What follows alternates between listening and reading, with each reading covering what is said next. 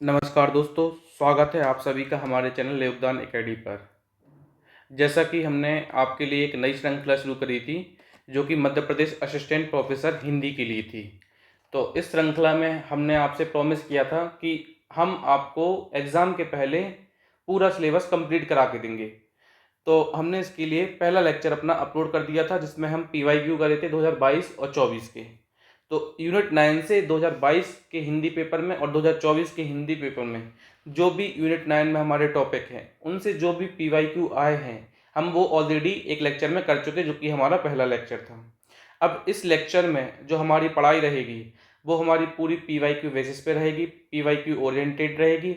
एकदम सटीक पढ़ेंगे, बहुत ज़्यादा कम पढ़ेंगे, कंसाइज पढ़ेंगे, जो कि एग्ज़ाम के नज़रिए से बहुत ज़्यादा इंपॉर्टेंट है। और हम फालतू का बिल्कुल भी नहीं पढ़ेंगे, क्योंकि हमें एग्ज़ाम निकालना है, ना कि उसमें पीएचडी करना है अभी, ठीक है। तो उसी श्रृंखला को आगे बढ़ाते हुए हम मध्य प्रदेश के प्रमुख हिंदी साहित्य के रचनाकार देखेंगे और उनकी रचनाओं के बारे में देखेंगे।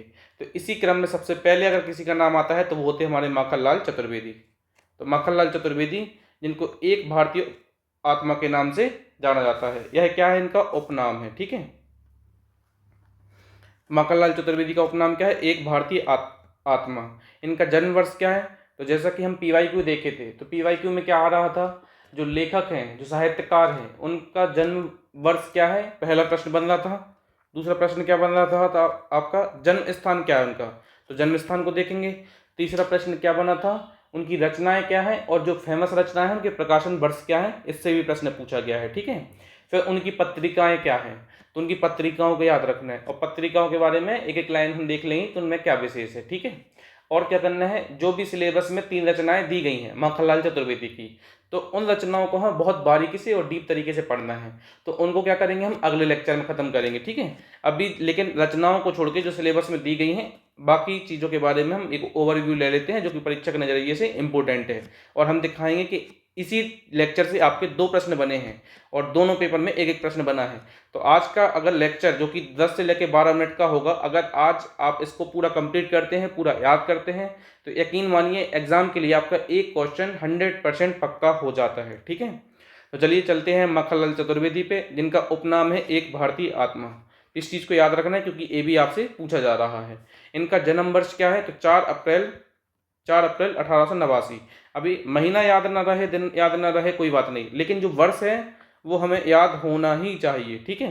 क्योंकि वर्ष से ही आप क्या मैच दी फॉलोइंग दे देगा, इधर दे देगा ए का, बी का, सी का और डी का, और इधर लिख के दे देगा 1801, कुछ भी लिख के दे देगा आपको। तो इनको मैच करना पड़ेगा आपको, कहाँ कहाँ मैच करेगा, ठीक है। तो क्या देगा आपको, तो वर्ष बहुत ज़्यादा इंपॉर्टेंट है, वर्ष तो याद रखना ही पड़ेगा। दूसरा क्या है, इनका जन्म स्थान याद रखना पड़ेगा, जन्म स्थान। तो जन्म स्थान क्या है, माखन नगर, नर्मदापुरम। अब देखो माखन नगर क्या है, नाम चेंज हुआ है। तो पहले नाम क्या था, बाबई, बाबई, और इसका नाम क्या था, होशंगाबाद, होशंगाबाद। तो बाबई होशंगाबाद पुराना नाम था, बाबई का नाम हो गया माखन नगर, माखनलाल चतुर्वेदी के नाम पे। और होशंगाबाद का नाम हो गया नर्मदापुरम, जो कि मध्य प्रदेश में पड़ता है, ठीक है। क्योंकि हम मध्य प्रदेश के हिंदी साहित्यकार पढ़ रहे हैं। अब देखो क्या होता है कि अगला प्रश्न कहाँ से बनता है, इनकी रचनाओं से। तो सबसे पहली रचना जो है पुष्प की अभिलाषा है, जो कि 1921 में इसका प्रकाशन हुआ था। कब हुआ था इसका प्रकाशन, 1921 में इसका प्रकाशन हुआ था। आप लोगों ने सुनी होगी, चाहे नहीं मैं सुरवाला के गहनों में गूथा जाऊं। तो इसको क्या करेंगे, हम डिटेल में नेक्स्ट लेक्चर में करेंगे, ठीक है। इनकी 3 रचनाएं हैं, हम तीनों रचनाओं के लिए एक लेक्चर लेकर आएंगे, जिसमें हम बारीकी से चर्चा करेंगे। क्योंकि क्या होता है एग्जाम में, इनकी पंक्तियां पूछी जाती हैं, जो कि हम पीवाईक्यू सेशन में डिस्कस कर चुके हैं। वहां पे आपकी कैदी और कोकिला से पंक्तियां पूछी गई थी, जो कि माखनलाल चतुर्वेदी की रचना है, ठीक है, कविता है।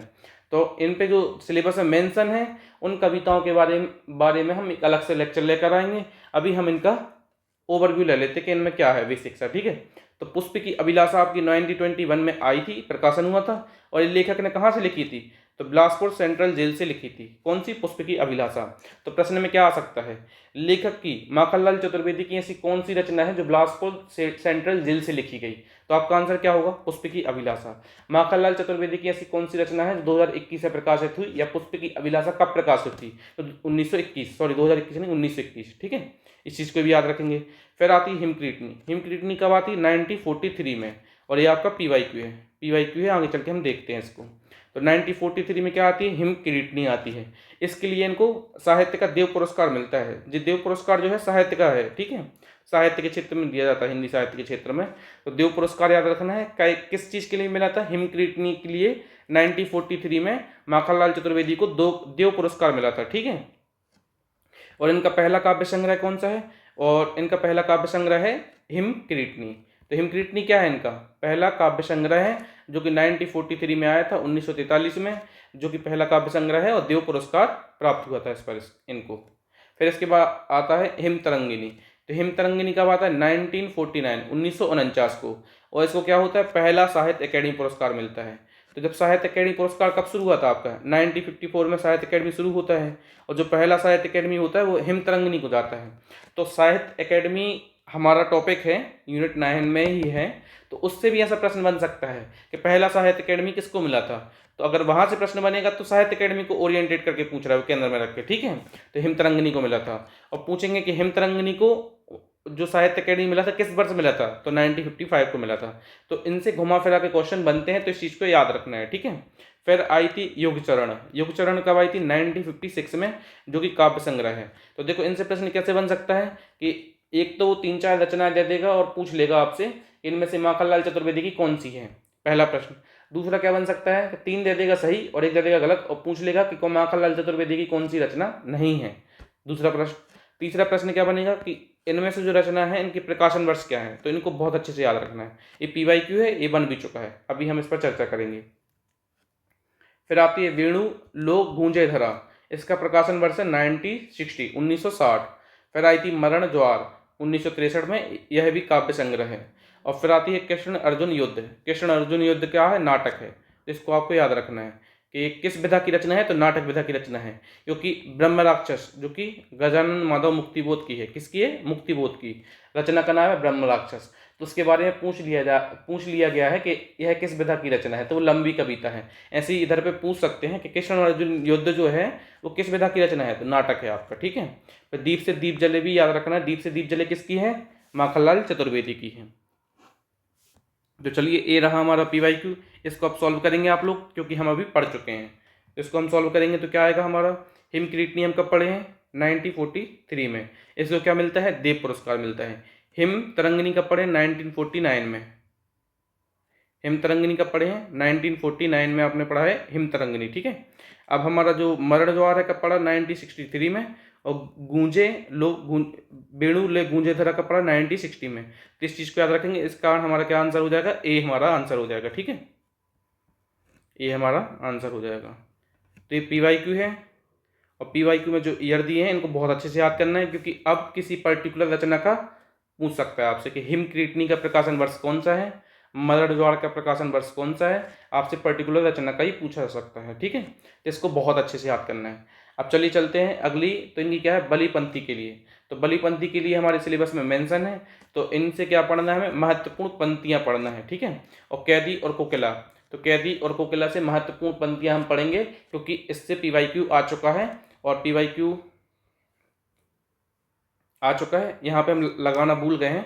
हम PYQ में लेकिन चर्चा कर चुके हैं कि कैदी और कोकिला से एक PYQ आया है, ठीक है, क्वेश्चन आया है पंक्तियों से। तो जो सिलेबस में मेंशन है उन पंक्तियों को, उनकी पंक्तियों को, उन कविताओं की पंक्तियों को हम बहुत ज़्यादा डीप तरीके से पढ़ेंगे। और 4-4 5-5 बार हम पढ़ लेंगे, तो उससे हमें क्या हो जाएगा कि एक आइडिया लग जाता है कि ये वाली जो पंक्तियाँ हैं किस रचना से ली गई हैं। तो हमें रट्टा नहीं मानना है, हमें 3-4 बार फोकस्ड होकर, कॉन्शियस होकर थोड़ा सा पढ़ लेना है, ठीक है। उससे हमें ऑटोमेटिकली याद हो जाएगा और एग्जाम में हम एलिमिनेट कर पाएंगे कि कौन सी पंक्तियाँ किस कविता की हैं। इसके बाद चलते हैं मोस्ट इंपोर्टेंट टॉपिक, जो कि होती पत्रिकाएं। तो सभी पत्रिकाएं क्या हुआ था, ब्रिटिश शासन के टाइम पे लिखी गई थी। तो राष्ट्रवादी भावना से ओतप्रोत थी, ठीक है। तो राष्ट्रवादी भावनाओं को जगाने और भारतीय स्वतंत्रता संग्राम को बढ़ावा देने के लिए प्रसिद्ध हैं। अब क्या होता है कि जो माखनलाल चतुर्वेदी हैं, यह ब्रिटिश सत्ता के खिलाफ लिखते थे कभी कभार। तो इस कारण से इनको उपनाम लिखने पड़ते थे, ताकि डायरेक्ट नाम से सरकार जल्दी पता लगा लेती। तो कई सारे लेखक क्या करते थे, उपनाम से लिखते थे। तो उपनाम ऐसे ही आए हैं, ठीक है, अपनी पहचान छुपाने के लिए। या फिर कोई दे देता है, कोई अलग लिखता है तो दे देता है उपनाम, तो वैसे भी उपनाम आते हैं, ठीक है। तो इन्होंने कौन कौन सी पत्रिकाओं का संपादन किया है, तो सबसे पहले प्रभा का। अब प्रभा में हमें क्या याद रखना है, प्रभा जो है मासिक है, मंथली है। कौन सी है, मंथली है, ठीक है आपकी। मासिक पत्रिका है कौन सी, प्रभा। और कहाँ से संपादन किया है, खंडवा से। फिर इसकी भी कर्मवीर आती है आपकी साप्ताहिक, कौन सी होती है, वीकली होती है, ठीक है। इसका कहाँ से करते हैं, जबलपुर से, और 1920 में करते हैं। फिर आती है प्रताप। तो प्रताप पत्रिका का जो संपादन कौन शुरू करता है, गणेश शंकर विद्यार्थी करते हैं। तो गणेश शंकर विद्यार्थी की गिरफ्तारी हो जाती कुछ समय के पश्चात, तो 1924 में कार्यभार संभालते हैं अपने कौन, माखनलाल चतुर्वेदी। तो आपसे PYQ पूछा गया है कि माखनलाल चतुर्वेदी ने इनमें से कौन सी पत्रिका का संपादन कार्य नहीं किया है। तो हमारी 3 पत्रिकाएं तो हम देख चुके हैं, कौन कौन सी, प्रभा, तो इसका किया है, प्रताप का किया है, और कर्मवीर का किया है। तो इसका आंसर क्या हो जाएगा हमारा, सी। तो इसमें प्रत्येक पत्रिका का संपादन काम नहीं किया है, ठीक है। तो चलिए, जैसा कि हम बोले थे कि हमारा लेक्चर शॉर्ट एंड स्वीट रहेगा, तो आज का लेक्चर खत्म होता है। अगर आप असिस्टेंट प्रोफेसर की तैयारी को अपनी एक शार्प तरीके से नई रिसर्च देना चाहते हैं तो आप हमारे चैनल से जुड़ सकते हैं, और हम प्रयास करेंगे कि एग्ज़ाम के करीब 1-1.5 महीने पहले पूरा सिलेबस कंप्लीट करा के आपको उपलब्ध करा दिया जाए। धन्यवाद, जय हिंद।